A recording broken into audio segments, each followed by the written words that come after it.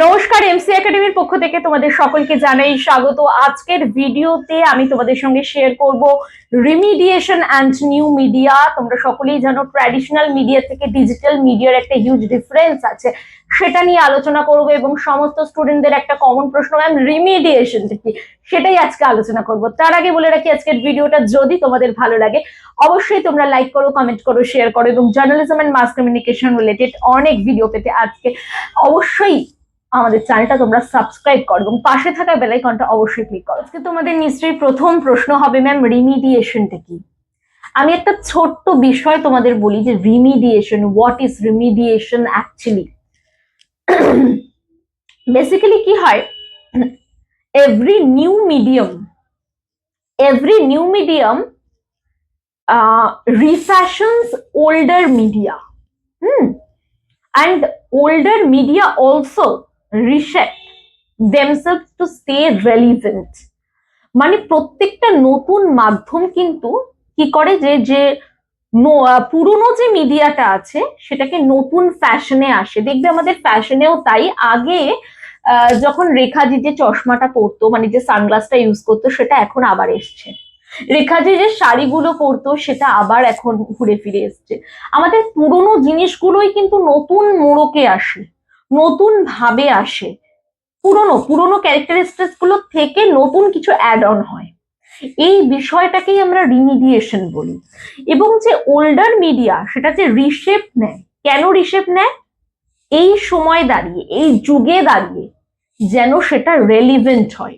এই কারণে এই যে remediation is a concept proposed by কেনা J David Bolter and Richard Grusin in their book Remediation Understanding New Media, যেটা 1999 publish হয়েছিল। তো নিউ মিডিয়া টেকনোলজি কনস্ট্যান্টলি বড় রিশেপড এবং রিপারপাস ওল্ডার মিডিয়া ফর্ম। একটা এক্সাম্পল দিচ্ছি তোমাদের, এই যে ইমেল, আগে কি ছিল লেটার, এখন কজন আমরা লেটার পাঠাই না কেউ লেটার। এখন সবাই আমরা কি পাঠাই? লেটারই পাঠাচ্ছে, কিন্তু নিউ ফর্মে। নিউ মিডিয়া সেই জায়গাটা আমাদেরকে দিয়েছে যে ইমেল করছি এবং সঙ্গে সঙ্গে ইনস্ট্যান্ট এক জায়গা থেকে এক জায়গায় পৌঁছে যাচ্ছে। কিন্তু আগে যখন আমরা একটা লেটার দিতাম, সেটা পৌঁছাতে 1 মাস লেগে যেত, 1.5 মাস লেগে যেত। তো একই জিনিস নতুনের মোড়কে আমরা সার্ভ করছি, অনেক বেশি রেলিভেন্ট এটা। তাহলে আমরা বেশ কিছু পয়েন্ট চলো দেখে নিই রিমিডিয়েশন নিয়ে। Remediation refers to the process through which new media technologies reshape, reuse, and transform older media forms. With the rise of digital platforms such as the internet, social media, and mobile applications, traditional media like newspapers, radio, television, and cinema have not disappeared. Instead, they have been represented in new digital formats. This process is known as remediation and is a key concept in understanding new media studies.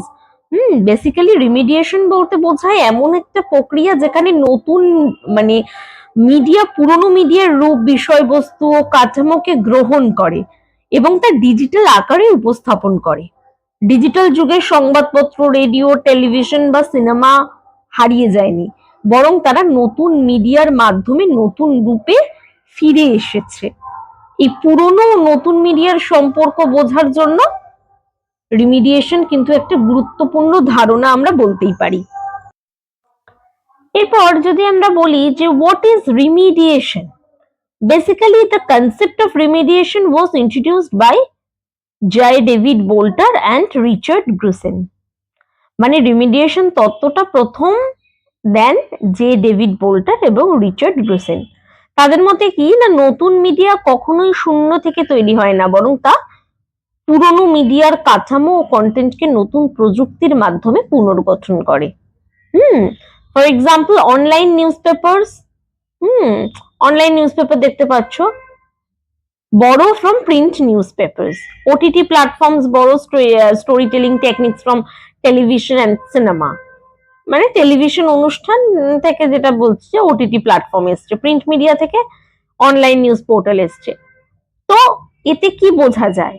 এতে বোঝা যায় যে media সবসময় পরিবর্তনশীল এবং বিবর্তনশীল। Remediation shows that media is always in a state of evolution where old and new media exist together and influence each other. Okay. এরপর আমাদের যেটা জানতে হবে যে feature of new remediation, first হচ্ছে immediacy. New media aim to create a feeling of direct and real experience, for example live streaming, virtual reality, হ্যাঁ, try to make user feel present at the event. তো তাৎক্ষণিকতা যেটাকে আমরা বলি। তারপর hyper মিডিয়েসি, বহু মাধ্যমিকতা, হ্যাঁ, নিউ মিডিয়া ডিসপ্লে মাল্টিপল মানে forms of media together, text, image, video, audio, graphics on a single platform. Social media apps are the best example আমরা বলতেই পারি, মানে একসাথে ছবি, লেখা, ভিডিও, অডিও, গ্রাফিক্স ব্যবহার করা যায়। তারপরে হচ্ছে কন্টেন্টের পুনর্ব্যবহার করা যায়, যেটাকে মানে পারপাজিং অফ কন্টেন্ট বলতে পারি। Old media content is reuse in new format, for instance newspaper articles became blog post or digital story, যেটা এখন হয়ে গেছে। আর একটা যেটা বলতে পারি feature interactivity, unlike traditional media, new media allow user to comment, share, like and participate actively. মানে দর্শক বা ব্যবহারকারীর মন্তব্য পড়তে পারে, শেয়ার করতে পারে, যারা দর্শক বা ব্যবহারকারী আর কি মন্তব্যটা পড়তে পারে, শেয়ার করতে পারে এবং সরাসরি অংশগ্রহণও করতে পারে।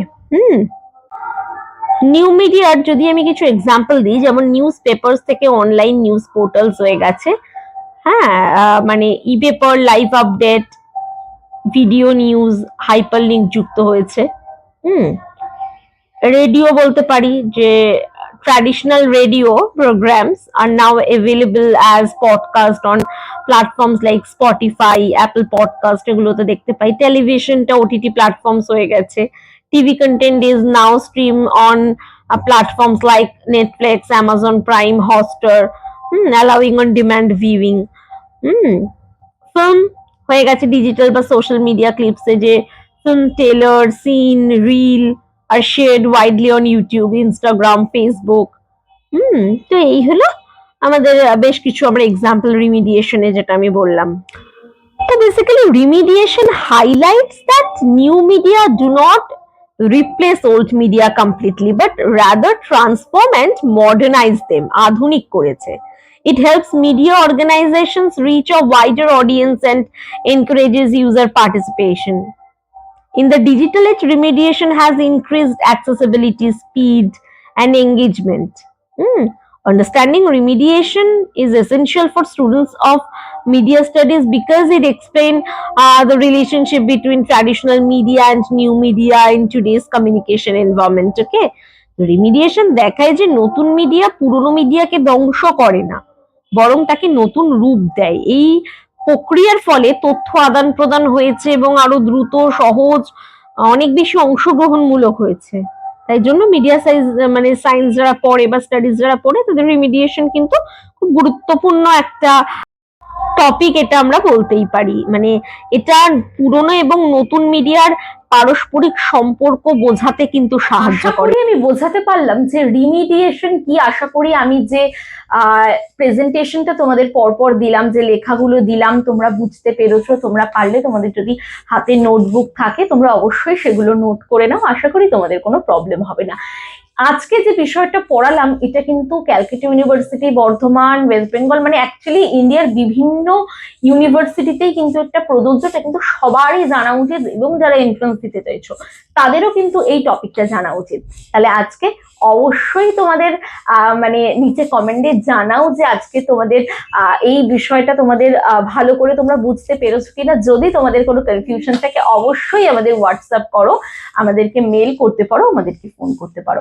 আজকের ভিডিও এটুকুই। নেক্সট ভিডিওতে আবারও আমি হাজির হব নতুন কোনো journalism and mass communication related topic নিয়ে। নমস্কার।